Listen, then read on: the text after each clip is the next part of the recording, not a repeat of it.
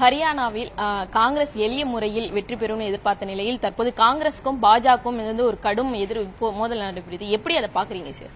இல்ல, கண்டிப்பாக ஹரியானாவில் காங்கிரஸ் பேரியக்கம் வெற்றி பெறும், ஆட்சி அமைக்கும், மாற்று கருத்து கிடையாது. அங்க பல பூலோக ரீதியாக பல வாக்காளர்கள் இருக்கிறார்கள். அது நகரங்களில் ஒரு பகுதியும் கிராமங்களில் ஒரு பகுதியாகவும் விவசாய பெருங்குடி மக்கள் ஒரு பகுதியாகவும் இருப்பதால் அங்கே முடிவுகள் போக போக காங்கிரஸ் பேரியக்கத்திற்கு ஆதரவாகத்தான் வரும். அதில் மாற்று கருத்து இருக்க முடியாது.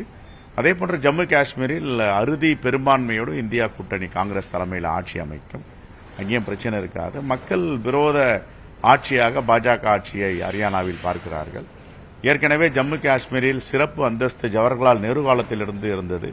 அந்த சிறப்பு அந்தஸ்தை ஆர்டிகல் 370 எடுத்ததன் மூலமாக அங்கு இருக்கின்ற மக்களுக்கு எதிரான ஒரு போக்கை எடுத்திருக்கிறது பாஜக என்பதுதான் நாடறிந்த உண்மை.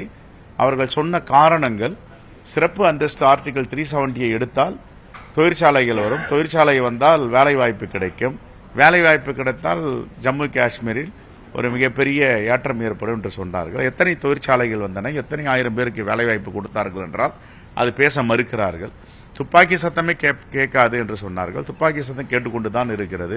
தீவிரவாதிகளுடைய ஊடுருவல் இருக்காது என்று சொன்னார்கள். தீவிரவாதிகளுடைய ஊடுருவல் தினம் தினம் நடந்து கொண்டிருக்கின்றன. ஆகவே இந்த ஆர்டிகல் 370 சிறப்பு அந்தஸ்தை எடுத்தது என்பது இஸ்லாமிய மக்களுக்கு எதிராக அவர்களுடைய போக்கு என்பதை இது தெளிவாக எடுத்து காட்டுகிறது. அந்த அடிப்படையில் மக்கள் விரோத கட்சியாக பாஜகவை பார்த்து ஒரு நல்ல தீர்ப்பை அளித்திருக்கிறார்கள். ஜம்மு காஷ்மீரை பொறுத்தவரை காங்கிரஸ் கூட்டணியில் இருக்கக்கூடிய தேசிய மாநாட்டு கட்சி இப்ப முன்னிலையில் இருக்கு. அதை எப்படி பாக்குறீங்க சார்? இல்ல, இப்போ நீங்க ஒட்டுமொத்தமா பாத்தீங்கன்னா இந்தியா கூட்டணியை அங்கே ஆட்சி அமைக்க போகுது. இதுதான் நெட் ரிசல்ட். தேங்க்யூ.